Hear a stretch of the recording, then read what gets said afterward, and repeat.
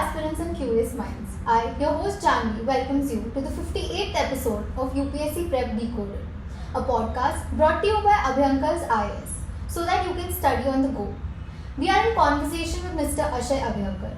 A very warm welcome to you, sir. Thanks, Janvi. Our topic for today is shift in India's international relations. So before addressing India's international relations, could you tell us that what is this global emerging world order? Now, when you look at a world order, when have you first thought of the notion of a world order?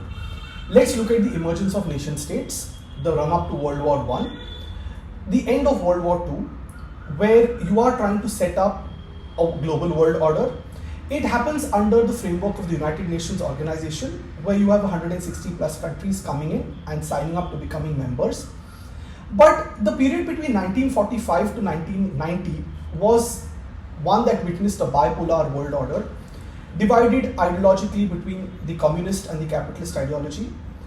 The collapse of the Soviet Union created a unipolar world between 1990 to 2000, where you saw America as the single hegemon.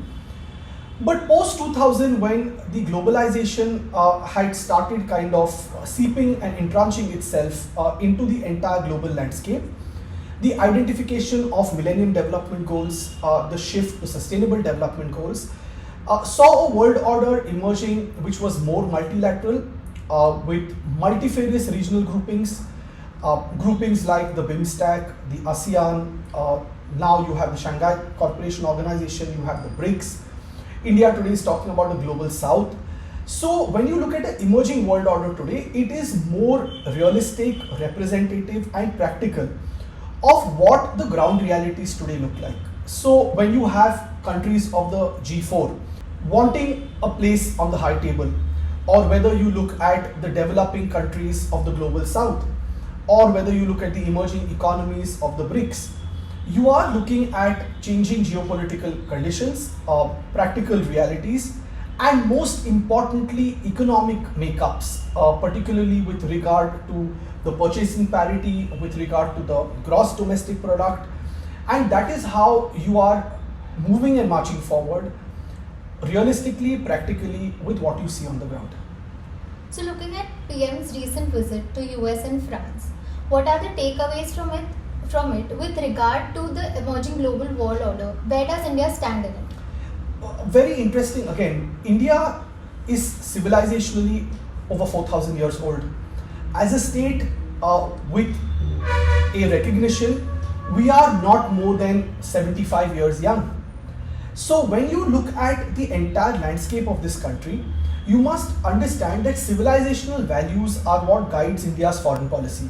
So whether it be a theme of Vasudhaiva Kutumbakam, which is the theme for India's presidency at the G20 this year, whether it is the concept of tourism and boosting tourism through Atithi Devo Bhava, whether it is the principles of peaceful coexistence or the Panchashil, which come from the tenets of Buddhism, you will realize that civilizational values is what guides India's foreign policy. One other value that was guiding India's policy of peaceful coexistence was non-alignment.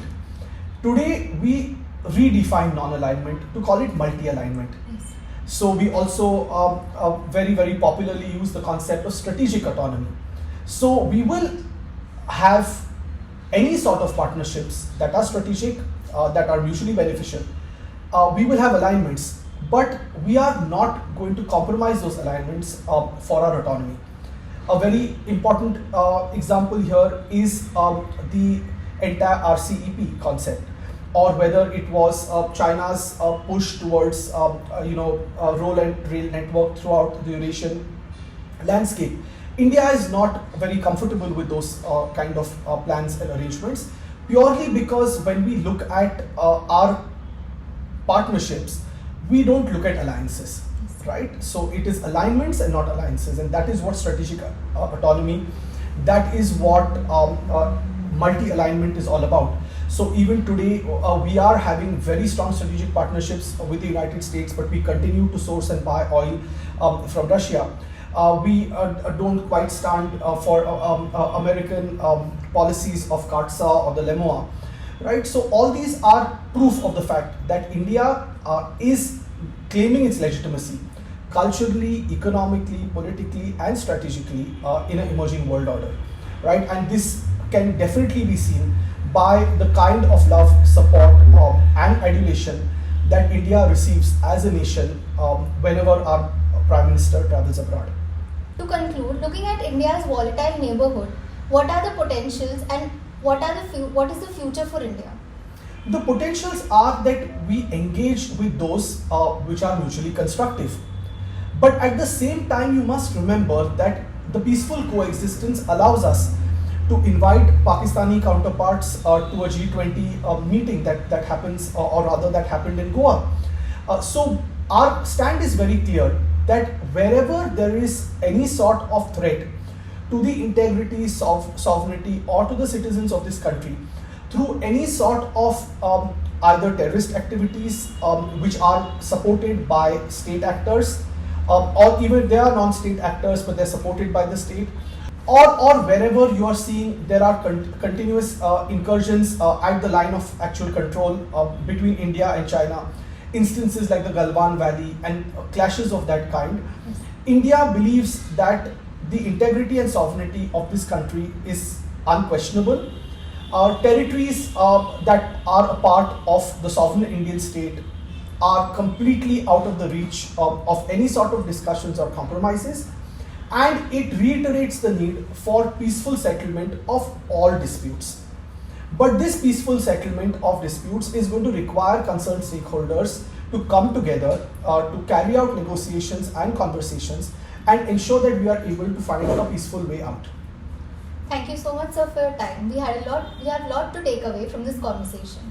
To our listeners, if you enjoyed this podcast, do like, share and subscribe. Our podcast is also available on Spotify, Google and Apple Podcast. Your inputs and suggestions are always welcome. You can contact us on info@abhyankaris.com. Stay tuned for more and keep watching.